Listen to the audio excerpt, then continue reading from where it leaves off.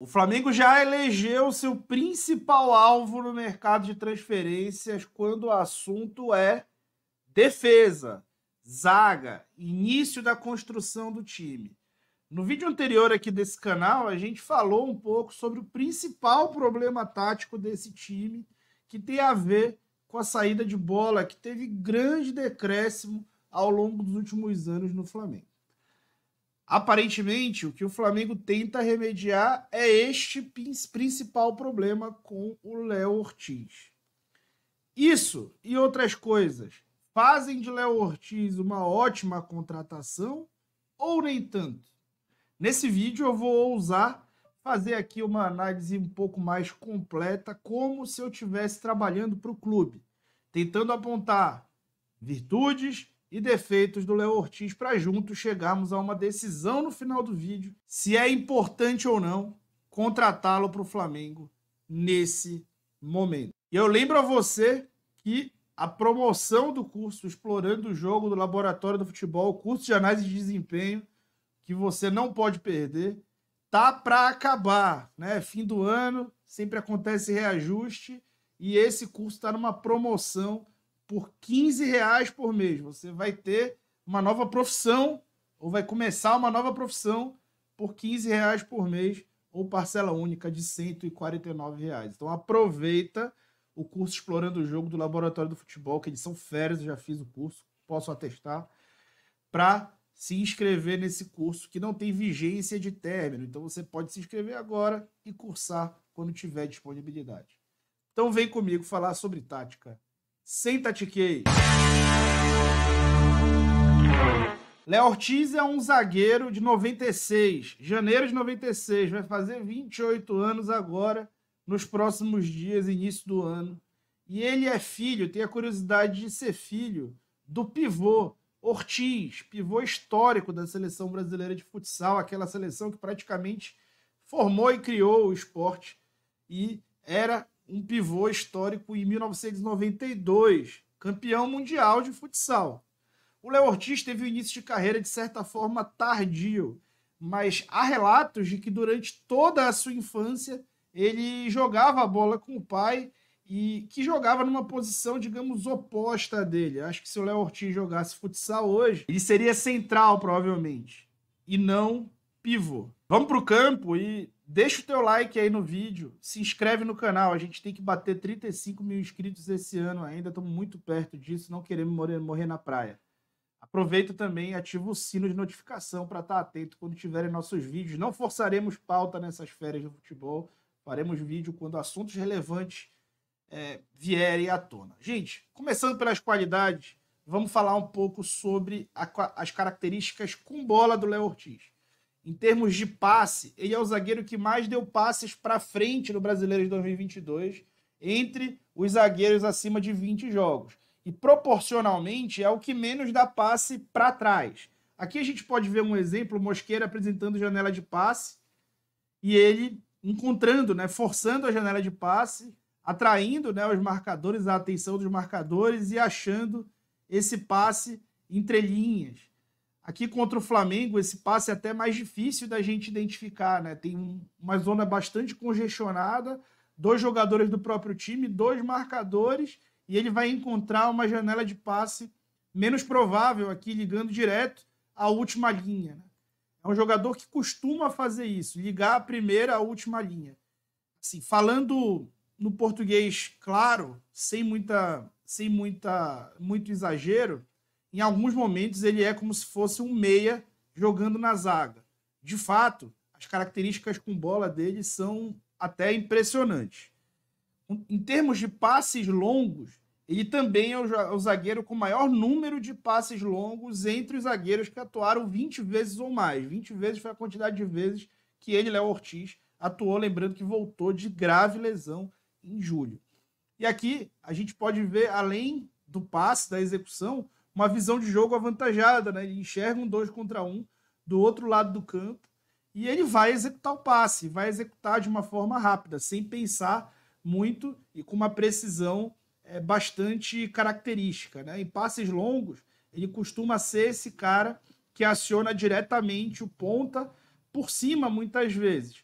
ou que até pode fazer uma enfiada de bola direto, mais vertical, como é esse caso. Aqui contra o Flamengo, ele fazendo a saída de bola junto com o goleiro, podendo acionar o lateral. Aqui uma enfiada de bola de novo, né? Uma enfiada por baixo, em profundidade, né? Em passe em profundidade. Para zagueiro, ele tem números ótimos de passe em profundidade. Veja esse jogo contra o Vasco, é o último jogo do Campeonato Brasileiro.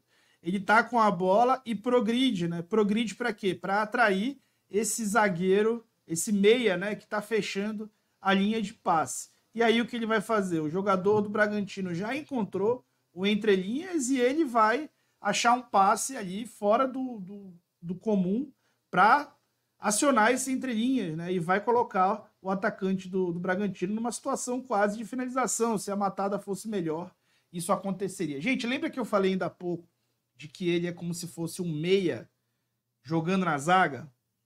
Isso é verdade sob mais aspectos que a gente pode talvez ter explorado até aqui. Preste atenção nos lances a seguir. Aqui ele conduz com a direita, toca com a esquerda e percebe que tem a marcação e vai fazer o drible. Aqui de novo, toca a bola e vê o espaço vazio à frente. Vai, ocupa o espaço vazio, recebe a bola e já aciona a última linha com um ótimo lançamento. Depois, veja esse lance aqui. Ele recebe a bola do goleiro, o zagueiro fecha a linha de passe. Ele vai fazer um drible de corpo, o cara até cai no chão e ele aciona e depois se apresenta. Vejam como é muito comum ele buscar o melhor ângulo de passe quando fecha a linha de passe. Agora ele vai acelerar um pouco o lance para justamente encontrar a linha de passe que ele gostaria, que estava fechada pelo adversário. E isso vai além, né? Aqui, como zagueiro, ele faz um corta-luz, se projeta, ele já vai lá para a última linha.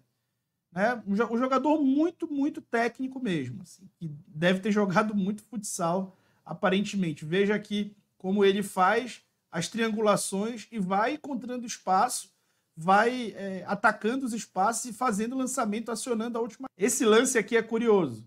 Ele atrai a bola para dentro e vai fazer o passe. Na hora que ele vai fazer o passe, ele enxerga um movimento do Fluminense, que é o que a gente chama de gatilho de pressão.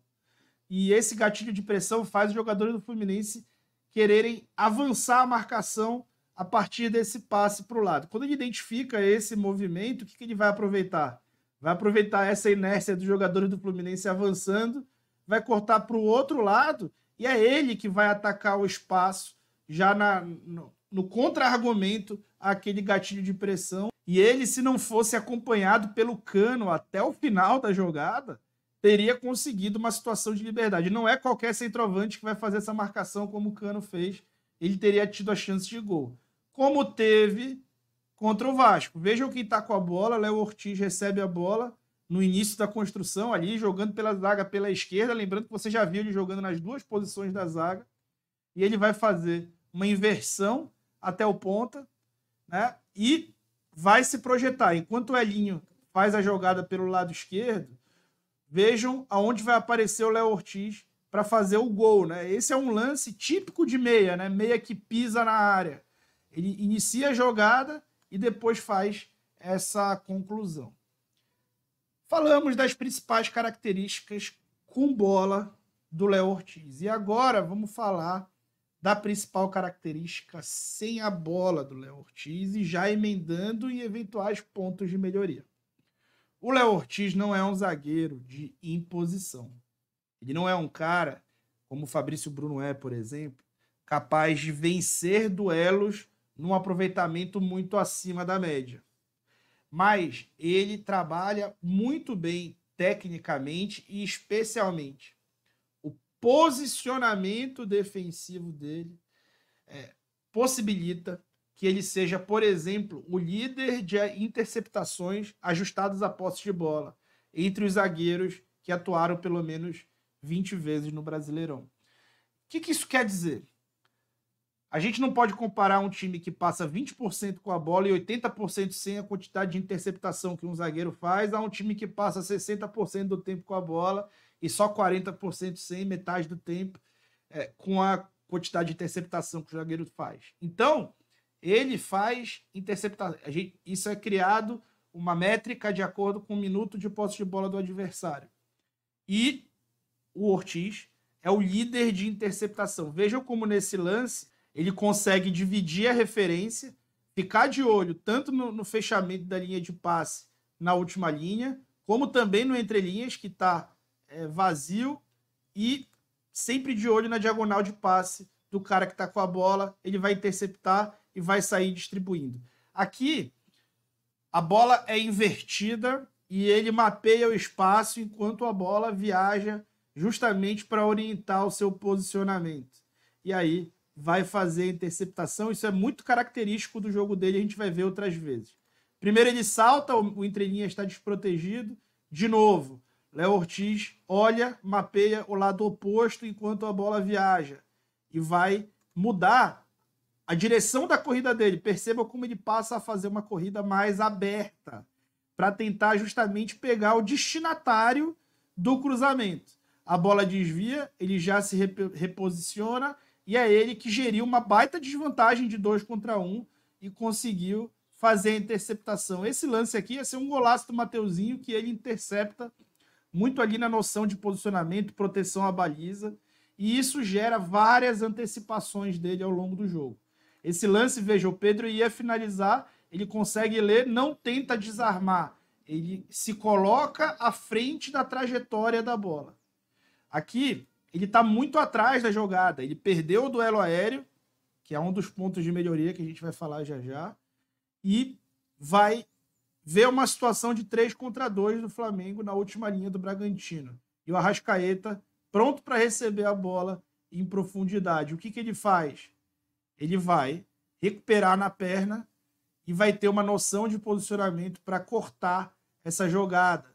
Vejam como ele realiza o corte depois de uma grande desvantagem que ele tinha. Agora, de novo, 2 contra 1, bola com cano, ele está dividindo a referência e orientando o seu corpo para conseguir interceptar a bola, e vai conseguir interceptar a bola com muita técnica, né? Muita técnica de posicionamento e de movimento. Aqui ele está deslocado, ele consegue entender o melhor posicionamento para fechar a última linha. Muitas vezes ele já intercepta orientado, já armando, até com certa classe, como nesse lance que ele já interceptou de calcanhar. Então, é um jogador, de fato, de muita qualidade nessa interceptação, que pode manter times que pressionam alto sempre em cima. Aqui vejo de novo uma desvantagem, 2 contra 1, ele intercepta e aqui já completa a situação enganando, né, o jogador que vai fazer o pé de pressiona nele, ele já enganou e vai encontrar um ângulo de passe que o jogador não esperava. Agora vamos falar daquilo que talvez não seja tão bom no Léo Ortiz e tentar projetar isso eventualmente no time do Flamengo. Duelos defensivos. Bom, duelo defensivo é toda vez que um zagueiro vai, de fato, duelar, fazer uma disputa, seja aérea, seja por baixo, com o atacante adversário ou com quem quer que seja do time adversário. Nesse quesito, se a gente for olhar os dados dele, comparado com os zagueiros que estão no Flamengo, ele está bem abaixo. Tá? O Fabrício Bruno, por exemplo, que com a bola é um zagueiro que apresenta pouquíssimos, por exemplo, predicados no aspecto de passes para frente, passes certos para frente, comprimento médio dos passes. Se você só olhar aproveitamento de passe, aí você vai realmente encontrar um número altíssimo. Mas se você for interpretar a forma como ele joga com a observação, que ainda é muito importante no futebol, você vai entender que o Fabrício Bruno tem vários problemas no momento com a bola. Mas, com relação a duelos defensivos, o Fabrício Bruno é o líder do Campeonato Brasileiro, com 72% de ganhos dos duelos defensivos. E é um cara também muito combativo, ou seja, que duela muitas vezes. O Léo Pereira tem 66%, enquanto o Léo Ortiz tem só 61%. Ao ver 4 partidas inteiras dele, além de highlights de outras, o que eu consigo interpretar do Léo Ortiz nesse aspecto? Ele é um cara que evita se colocar no contexto de ter que duelar.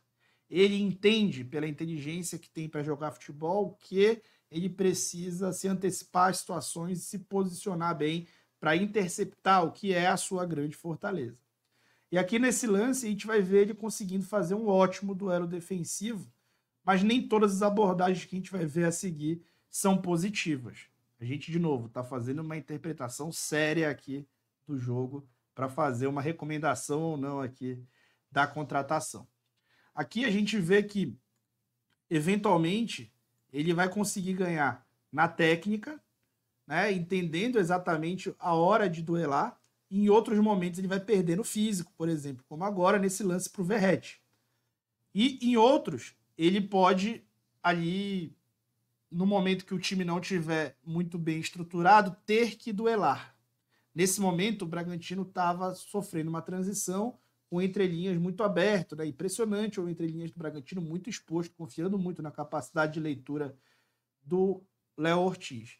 Nesse momento, ele se vê obrigado a sair, e aí ele sai numa orientação corporal que obriga o jogador a puxar para a direita, só que acaba que ele leva o jogador para puxar para um lado mais aberto e vai sofrer o gol. Uma abordagem defensiva que poderia ser melhor em termos de proteção à baliza. E ele acabou ali ficando um pouco vendido. Em outros momentos, a leitura dele compensa, mas quando ele tem que sair, se deslocar lateralmente para marcar, é muito difícil ele conseguir levar vantagem ali contra um jogador mais driblador no lado do campo. Então, duelos defensivos é um aspecto que ele não tem como uma das suas fortalezas. Ele é ruim nesse aspecto? Não. Mas não é isso o que o notabiliza ou o que estaria o levando ao Flamengo. Tá? Vamos dizer que ele está numa seara comum nesse aspecto, muito abaixo, por exemplo, do Fabrício Bruno.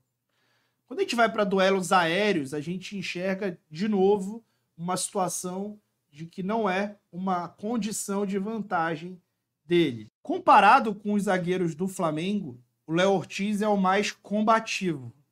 Ele, até por essa questão do entrelinhas ali do Bragantino, ele tem a obrigação muitas vezes de fazer a perseguição e fazer o duelo aéreo, coisa que o Léo Pereira também faz muito bem, mas que o Pulgar ajuda muito no Flamengo.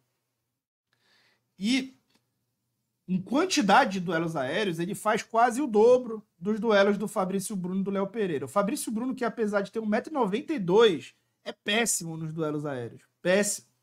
Ele tem só 57% de aproveitamento e duela poucas vezes, o que deveria trazer esse número para cima, tá? E num contexto melhor. Enquanto o Léo Pereira é o melhor jogador do Brasil nesse aspecto na zaga. E é disparadamente o líder do Brasileirão nesse aspecto com 72%. O Léo Ortiz tem um número comum de 63%. Analisando o jogo, visualmente, a gente vê várias vezes ele perdendo duelos. Só que a quantidade de vezes que duela geralmente ajuda o time. Por quê? Porque ele acaba sendo um jogador que vai atrapalhar ali a ação ofensiva do adversário, mesmo que ele perca o duelo, como perdeu nesses lances que a gente falou. E outras vezes ele vai vencer, lembrando que 63%, a maioria das vezes. A gente está fazendo análise aqui de upsides, aqui, pontos positivos, e downsides ali, pontos negativos que poderiam trazer ali uma pulga atrás da orelha. Um outro ponto negativo que é inegável é que ele acabou de fazer uma cirurgia de ligamento cruzado anterior. Ele sofreu grave lesão no Brasileiro de 2022, quando jogou só 20 partidas, mesmo número de partidas do Brasileiro de 2023. Ele teve uma grave lesão de ligamento cruzado, que o deixou fora de combate, de outubro de 2022 até julho de 2023. Bastante tempo de ficar fora. O que é ponto positivo daí? Voltou jogando tão bem quanto ou até melhor. O que é ruim daí? Histórico de lesão. O preço que o Bragantino está com 6,5 milhões de euros não é barato, mas a gente vai interpretar em outro vídeo depois que fechar, né, essa contratação sobre o preço. Será que ele vale isso ou não? Tecnicamente, agora eu vou dar a minha opinião e peço que você deixe a sua nos comentários. Bom, dito tudo isso, fazendo essa análise completa, mostrando qualidades e eventuais defeitos, o que eu posso dizer? Qual é a principal carência do Flamengo hoje para um jogador de defesa? A capacidade de ele construir. Comparando o Léo Ortiz, não só os zagueiros que estão no Flamengo, mas até com outros jogadores que recentemente lá estiveram, como é o caso do, atenção, Rodrigo Caio, a gente identifica até mais qualidade na construção. Sim, eu estou realmente dizendo que o Léo Ortiz, aparentemente, tem uma qualidade até maior do que o Rodrigo Caio na construção, mais completo, tá? Aparentemente mais completo, porque a capacidade de se projetar sem a bola e a coragem de fazer isso em vários momentos. O Rodrigo Caio era excelente ao se projetar com a bola, excelente também na bola longa, excelente no passe, mas assim, o Ortiz realmente apresenta uma capacidade de drible e também de se projetar no espaço até zonas mais avançadas do campo, uma leitura de jogo aparentemente mais apurada ainda com a bola, tá? Sem a bola, a capacidade de interceptação pode ser preciosa ao Flamengo, que tem essa vontade de manter uma seta apontada para o campo adversário, de conseguir recuperar a posse e partir para frente para manter o pé de pressiona bem encaixado, quebrar os jogadores da frente, quebrar a linha de passe e esse cara ser o cara que vai ser da linha de base, como o vídeo que eu mostrei anteriormente, e vai repor essa bola na zona de pressão. Essa característica também vale ouro. Os defeitos. Duelo defensivo inferior ao Fabrício Bruno. Talvez parte dessa inferioridade seja compensada pelas interceptações. E, assim, o Flamengo passa 60% em média do tempo com a posse de bola e se propõe a fazer isso. No momento sem a bola, o time do Tite tende a ser mais protegido do que o time do Caixinha e do que o time do Flamengo normalmente é. Então a exposição dele para duelar deve ser menor no próximo ano, especialmente com as questões táticas do Bragantino que deixam entre linhas muito solto, como eu mostrei para vocês no vídeo.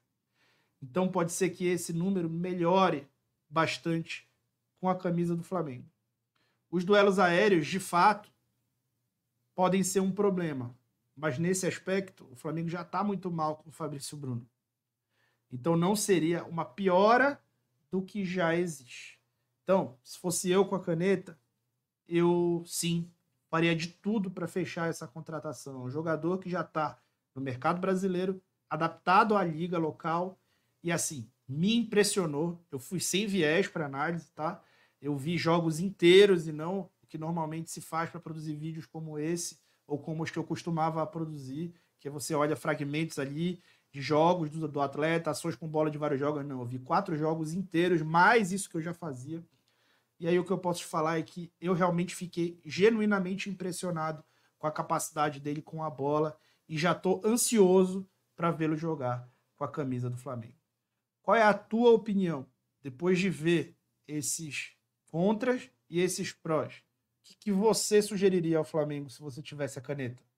Fala aí, deixa o teu like, se inscreve no canal e compartilha esse vídeo para o máximo de pessoas poder assistir, tá bom? Muito, muito obrigado e eu fui.